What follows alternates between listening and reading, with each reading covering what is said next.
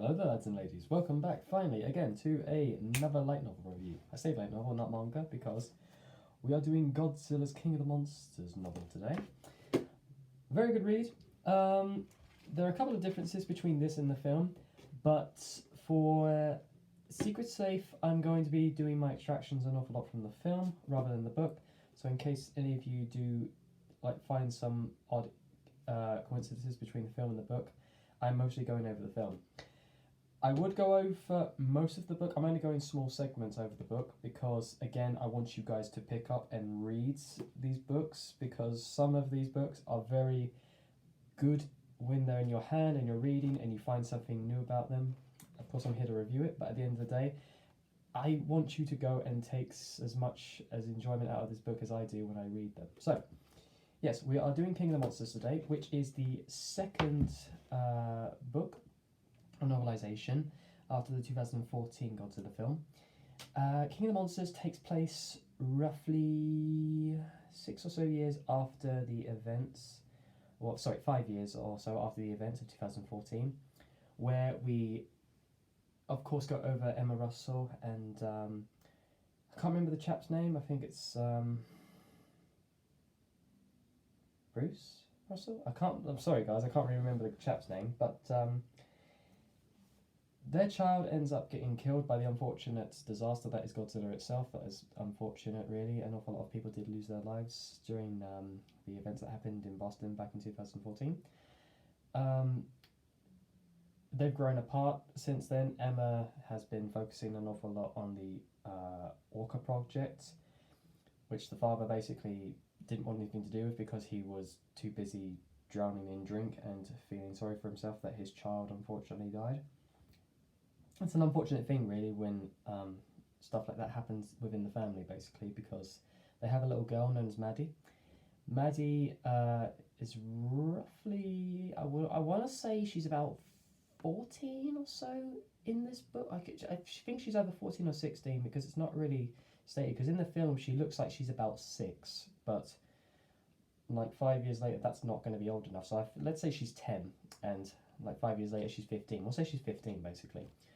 She is with Emma at the moment doing projects on a particular kaiju we all know and love, Mothra, her larva form, until she wakes from her hatching, and then it leads to a situation where we finally get to see the Orca in action, where it meshes the human insignia alongside with Godzilla. So that's what the alpha signal is, or the alpha sound is used to either communicate or to try and distract or disorientate certain kaiju, kind of like how this Orca was used an awful lot throughout the novelization against King Ghidorah. Not only did it wake certain kaiju up, it also distracted them, it kind of messed with their senses. It's kind of an annoying sound that you would hear. And I think the best iteration of it, like I've heard from someone, was Altiori, when she did some POVs of the kaiju universe, and I think I listened to her Mothra one once, and I kind of wanted to know what it was like for Mothra to like hear the noise meshed with a human and Godzilla, because I'm sure when she woke up she was kind of like, why am I trapped in this encasing with all these little humans and all that? And then she hears like this distress call by Godzilla, and she obviously thinks to herself like, what's going on? Is he hurt? Did you hurt him? And obviously she's going to be questioning about stuff like that. So of course that is why she attacks the humans. Like, she doesn't kill them outright. She kind of picks them up and then tosses them to the wall to where her webs are. So even distressed, she still tries to keep humans like as safe as possible, because she is a peace-loving kaiju at the end of the day. That's why I love her so much. There was also a situation with her being so distressed, like in her state, that it could have caused problems, really, in a certain sense, because in her larva form she's as weak as she can be, and the only way she can resurrect herself is by getting into her moth form and then laying an egg, so that way it can become her again. That's how she reincarnates. Although for some reason I don't know if that's canon because when I watched Mothra Rebirth for the first time, I noticed that when Mothra died, in that there was a second Mothra known as Mothra Leo, who I believe was born through like the millions of other little small moths or fairy Mothras as they like to be called in that series, and then so forth was born a new Mothra. So in one way, shape, or form, Mothra cannot die. Even if the original Mothra did die, then another version of her would take precedent in a sense. Even I think even if her lava form died, I think there would still be a possibility of like little fairy Mothras coming back to bring her back to life and all that. Sorry, I'm going on about Mothra too much. Kind of, she's my favourite kaiju. And this is when Charles Dance comes in alongside the rest of the people at Apex, I believe, or is it Monarch? No, Monarch are the good guys. I believe it's Apex who are the bad guys. They kidnap Emma and Maddie, and they go to Antarctica to take over a research facility which is housing Monster Zero. And they managed to wake up Monster Zero after an awful lot of instigations that they had with one another. They were able to wake up King Ghidorah thanks to Emma Russell. The father thought that Emma was being forced against her will to wake these kaiju up, but it actually turns out she's the arbitrator behind it. So not only did she get all those people at the research facility killed, but she also got the people at her previous research facility alongside Mothra killed as well. They're all very peace-loving people, very like innocent in all their retrospect. So she is a downright murderer in this way, shape, and form. And it was only after when they woke Rodan up, I think, when Maddie finally saw how evil she was in a certain sense, or how like messed up the whole situation was.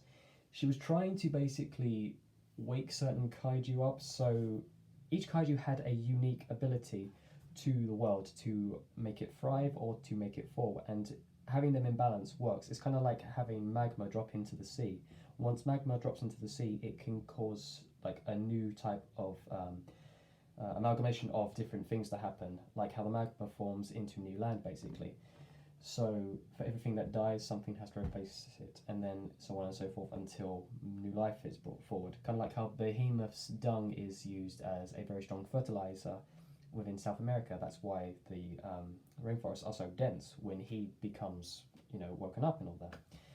And kind of like how Skilla, who I believe is kind of like this eight-legged crab type thing. I think it looks kind of like a king crab, but it's got like these tentacles for a mouth and all that, and it's got like a head that sort of looks like an ammonite, either an ammonite or I can't remember the other one. It's like a squid in like a little snail type shell thing. I believe it's either not a troglodyte. What is it called?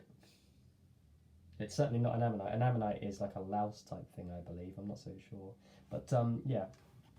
Her ability is to freeze things, so she can stop like the Antarctic's going completely melted in a certain sense. So she's helping to stop global warming. So that's very helpful. So each kaiju, in its own way, shape, and form, is an environmental help in one way, shape, or form. Kind of like how Godzilla is the amalgamation of mankind's use of radiation and nuclear warfare, basically. So each kaiju is obviously in that way, shape, or form a mascot for certain environmental things, basically. So when I'm kind of skipping ahead a little bit about Rodan and all that, but sorry, I will try to slow down. I'm just trying to remember the whole entire story to a certain degree. So yes, it's found out that Emma basically doesn't know what she's doing, and then after she's woken up Monster Zero, they end up having a conflict with one another, because she knows it's wrong, but she is the type of person that would think, okay, just ending human life because of all the shit we've done is destroying the Earth. And it's true, we are destroying the Earth very slowly and then very unfortunately, which is why it's good to take these measurable steps towards it. It's kind of a shame how it's in the film. It's good because they only like give a small segment of it rather than going on about it in like an essay, basically, like pick up your trash and all that. Like that's the unfortunate thing, really. Like, you're probably thinking, oh, why is he talking about the environment? That's why it's important to protect our planet and to protect our animals, which keep it going, and to protect our plants so we can keep breathing, basically. But the way she goes about it is just completely in an unhumanic way, basically, in a certain sense, by just destroying all humans. That doesn't work. And that's not what Ghidorah wants. Ghidorah is an alien from another planet. And my picture of my doggo just fell over. And if you're thinking, where's the glass? That's the trick. It never had glass. I'm trying to get it sorted, like the glass should be in there, but I haven't gone around and doing it yet, so I will get that sorted. I could have actually caught that, to be honest. I should have been a little bit quicker. Anyway, to carry on. Ghidorah obviously wants to destroy the planet. Ghidorah ends up having a little conflict with Godzilla in the Antarctic, which leads to the death of one of the scientists who was quite close to the entire science crew. It was kind of unfortunate, really, to see her go in the movie because she was quite lovely. Monarch comes to the Argon, which is their big giant ass ship that kind of looks like a modern day boomerang. That's the only way I can explain what it looks like. It kind of looks like one of those newly bought like space jet fighters. They don't look like a jet. I can't remember the name of it. It's like an F-Hawk or something like that. It's like one of those only shuttles that can not go into outer space but just exit the atmosphere long enough to go from one continent to another in under 3 hours or something. I think it's 3 hours. Like from America to Africa, I think, in under 3 hours. It's like, it's very fast. Like, it's so fast that it is able to at least handle 1 minute's worth of acceleration away from Rodan. Because there was a scene in, I can't remember where it is, Isla de Mara or somewhere like that. It's somewhere in Mexico, I believe, where Rodan wakes up after Emma wakes him up on one of the tannoid things within the area of the research facility. It's funny how they didn't think to like shut certain areas down or use hackers to like keep her away from like waking certain kaiju up. If they knew that's what she was planning to do, I think like they could have like prevented that an awful lot earlier, basically, which is a bit of a letdown, really. But anyway, Rodan wakes up. The Argon has to come in to try and lead him away from the innocent civilians down there. They do it in a very stupid way. They like come in from an angle where the sea connects to the land where there's no civilians, and then it turns directly towards the city. And I know why they do that, like in the film, is to like show the destruction that Rodan can do from just flapping his wings.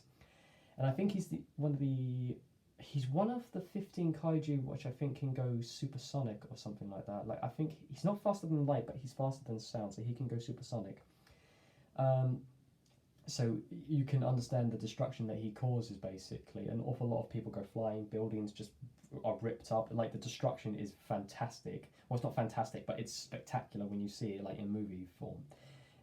You don't really get the same idea of what it's like in book form. It's something you have to see, really, to like understand how destructive Rodan can be, really. Especially when he doesn't have any superpowers. The only interesting power that he has, which I'm glad that they changed about him, was the fact that he has magma blood. Well, it's not magma blood. It's kind of like he oozes magma from his core. Like, his like body is so hot that it exudes like magma in a certain sense. So like there was even a scene like near the ending where Mothra is fighting Rodan, and she stabs him through the shoulder.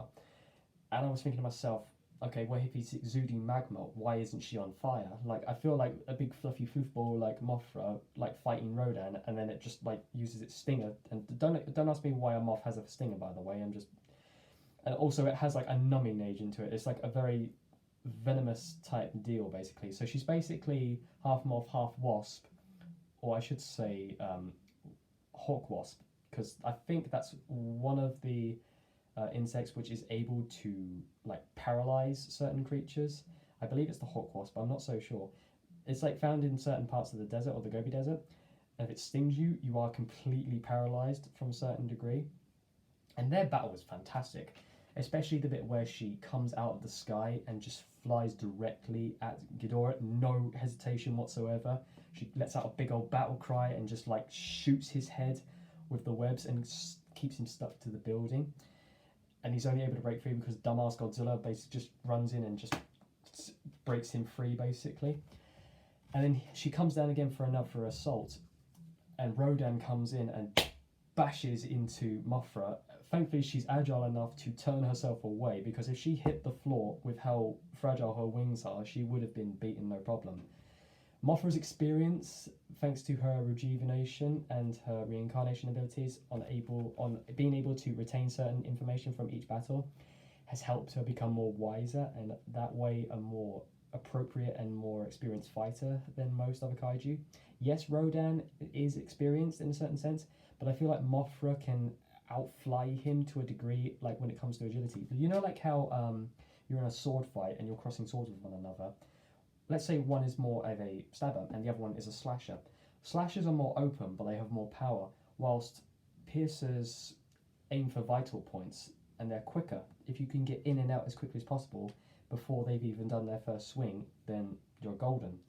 That's basically what Mothra is in a certain sense. She's very agile, she's very dexterous, and she's able to handle Rodan's strength and weight to a certain degree. Although it doesn't work very well until she's thrown into the building by his just utter mass, basically. Sometimes strength can overdo those smaller than if they can get the lucky hit, basically. And that's where she stabs him, basically. Sorry if I've gone over a little bit of a few things missing there as well. There's also this one lovely bit where in the film it is so gorgeous. It's when she comes out of it's a Mothra. She comes out of her larva state from her egg and her cocoon state, and the music in the background is so fucking gorgeous. Bear McCreary does a brilliant job of like recreating the Mothra theme, like how it goes into the beats from one to the other is so seamless. And there's this scene where her eyes are glowing behind the blue veil of the teal waterfall, and it just looks absolutely gorgeous, and everyone there is in shock, even like the other half of the twin who is working alongside the father Russell. I'll just call him Russell from now on. And her name's Dr. Lang, the other one is Dr. Chen. They're both sisters in one way, shape or form. They are the Mothra twins. It is obviously there to kind of give like a throwback. But for some reason they're sisters, which makes kind of no sense, because I think they are sisters, but they have different names. Maybe one's a maiden name, the other one is the actual name, a married name basically. I'm not so sure. I don't know if Cheng or Dr. Liang is the one that's married, but it's interesting really. I just want to know the difference there. Anyway, there's this extra scene where she spreads her wings and it like covers the entire waterfall as the waterfall is like dropping on her wings, and it just creates this beautiful silhouette in the waterfall, and then you hear that magical cry that she always does. It is such a beautiful scene, and I don't know how, but they managed to top it 2 times in that film, where she shows off a new ability which is called her God Rays, where she's flying overhead and Russell is just like looking up at the sky because he's about to leave to stupidly try to look for his daughter. Like, I don't know where he's going to start, and then he sees Mothra there just cooing away, and then flapping her wings, just spreading the clouds. It was storming, basically, it was raining, and she was able to spread the clouds away and just dissipate the storm. So she's basically one of the perfect kaiju to face Ghidorah when it came to that, because Ghidorah was known for, in this film at least, for bringing a storm with him. He had very chaotic storms. And Mothra is one of those kaiju that can help counter that in a certain sense. And there was this gorgeous little scene where it was suspected Godzilla had died from the oxygen bomb that they used from the first film. They brought it back for this when he was fighting Ghidorah, when Ghidorah was caught in a fight with Rodan when they came at each other in the sky. Obviously Ghidorah was able to beat Rodan, and then he was his servant after that. He kind of bowed to him out of disloyalty just to save his own life.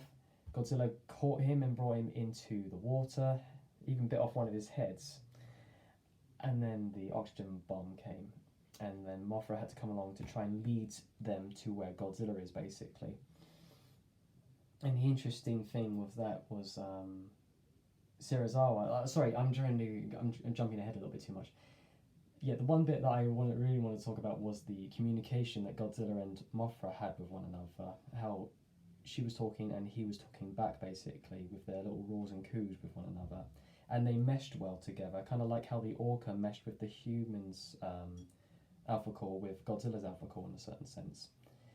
I even like the sound of the orca call because it sounds more like a gentle sound, kind of like how it mixes with Mothra and Godzilla's roars with one another, but it just adds the human sound in there for some way, shape, or form.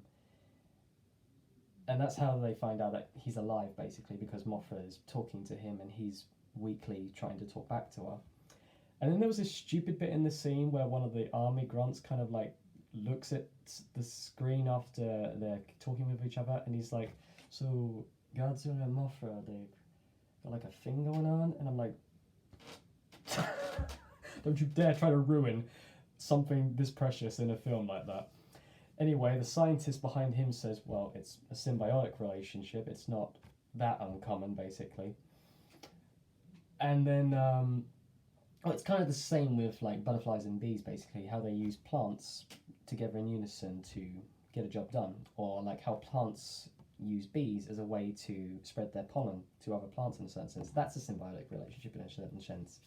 It's quite lovely, and not as lovely as Serizawa's sacrifice scene, unfortunately. It was very upsetting to see him go, really, because he was a very good character in the first film and the second film, really. But it was kind of needed.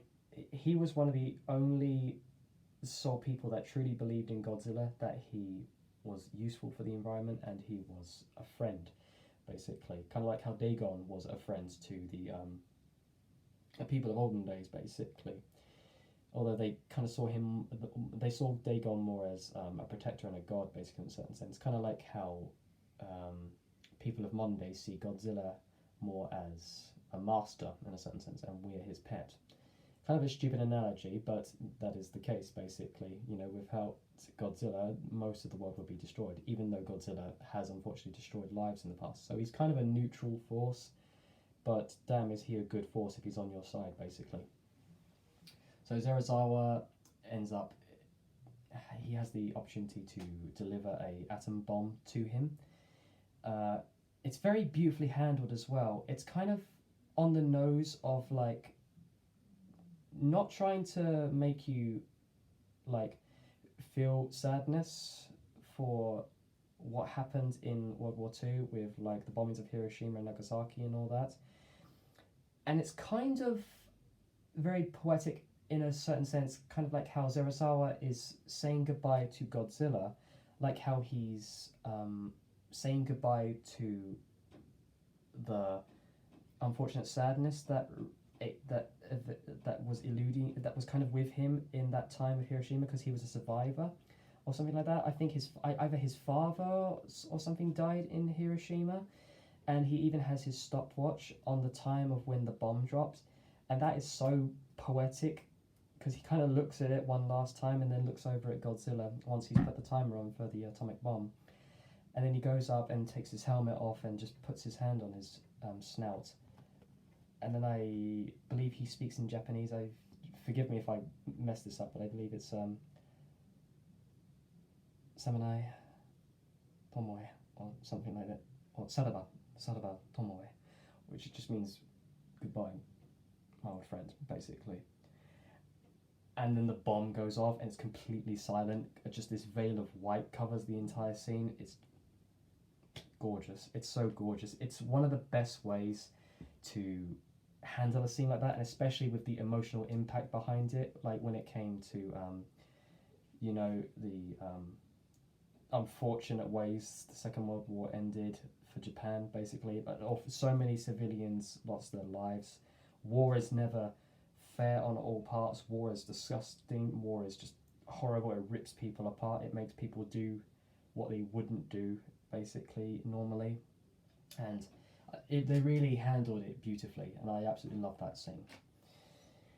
So with Serizawa dead, Godzilla basically is restored, and there's even this bit where Godzilla and King Ghidorah are fighting again in nearby Fenway Park, and then they come racing towards each other, and then they just clap hands right in the middle. Well, I say hands. Ghidorah's heads basically meet Godzilla's hands, and there's this big shock wave that like spreads back from them. Basically, it's an absolutely gorgeous scene. And I think one of the doctors as well in the background says like, "Oh, Sarazel's got that lizard juiced up and all that," and it's partly due to that because for him to reach thermal, like nuclear thermal, and use his pulse ability, certain things need to happen. He has to hit nuclear points, so there has to be so much radiation in him that there needs to be a filter to let it out. And the other is unfortunately either Mothra's sacrifice or her using her powers in a certain sense, so that way he can have a vent to let that out. And that is unfortunately what happens, and I'm going to bring that to Mothra's sacrifice. Another beautifully handled scene where she's beaten, broken, even though she's beaten Rodan. She climbs on Godzilla and stands on him. This is after Ghidorah like dropped him from a certain height. How he survived that, I have no idea. But anyway, she's on top of him. She gives like this defiant like roar towards Ghidorah. Ghidorah slams his tails as a sign for her to submit. She says, "Fuck that." She flies up into the air and flies towards Ghidorah with one final like roar. And then Ghidorah just lets loose his entire gravity beam upon her. The screen goes white. She disappears into this beautiful like dust cloud of blue, purple and green. And then it falls onto Godzilla. And you can see him sort of absorb it in a certain sense within his body as he makes one final roar out towards her and then just collapse onto the floor. I will thank Emma for one thing in this. I don't like her character ever so much, but I do like the fact that she sacrificed herself to use the Orca to distract Ghidorah to get him away from Godzilla, to give him enough time to stand up and work his thermal magic, basically. So does that kind of redeem her for all the horridness that she's done, like waking the kaiju up and causing death? No, it does not. But again, you gotta give the fairness to them when they've earned it, and I think Emma in that scene definitely did like redeem herself in a certain degree, basically. Again, you could have just like put the car in forward, put a brick on it, and then watch the car go the other way, and then you could have just hopped back onto the jet with your family. But you know, gotta die a hero. But as you do, I'm not trying to like take the impact out of what she's done. But if she was just a little smarter and she thought about, you know, what to do in that situation, she would have survived. She would have seen Maddie again, and she would have seen her husband. And that's another thing. Maddie goes to Fenway Park to put on the tannoy, the Orca, to get King Ghidorah to come there, basically, for some odd reason. Like, of all places, why didn't you just like take the Orca out to like a more like deserted location? I know the area had been evacuated at that time, but god damn it, it's Fenway Park. You're gonna destroy baseball for the entire Fenway team. What the fuck, man? I don't watch baseball that much, but honestly, if that was a sport that I could like watch for free, I'd watch that, because I don't know, it's not like cricket. It's not overly complicated, but nah, cricket's the game I like to play. Baseball is a more fun one to watch. I can't watch cricket for like 9 hours a day, but I can play it. Like I can field, I can bowl a little bit, and I can bat. But yeah, I can't see myself watching cricket, to be honest. I am watching cricket, but just like small segments, like the highlights and all that stuff and all that. But that's the interesting thing. And it ends with Godzilla in this very another beautiful scene where he lets his thermal pulse out, and you can hear Mothra's roar within the thermal pulse. That just shows how reliant they are on one another, how their symbiotic relationships meshes well with one another, basically. Especially in her wings, how you can see like the blue and red eyes of Godzilla. It's funny how each one has, one way, shape or form, evolved to mesh well with the other, basically. Like how one has the eyes of Godzilla, whilst the other one can use an ability with Mothra's roar meshed in with his thermal ability. It's very well done, basically, how they're able to do that. And it ends with him eating the head of Ghidorah and then blowing it to smithereens with his atomic breath. and he's surrounded by the other kaiju that were called by Ghidorah to come and attack him. They all end up dying, and there's even a Queen Muto there. For some reason, I don't know, maybe she's infertile, but at the end of the day, like, she can turn into a prime, and that's why she's there. We're going to see sooner or later that become a prime, and then hopefully Godzilla will face that. And it ends with him roaring his dominance as the king of the kaiju, and it just ends there. And it's the similar thing with the book. It goes over an awful lot more of certain kaiju before and after the events, kind of like what they were doing when Ghidorah called them, and certain ones that didn't respond.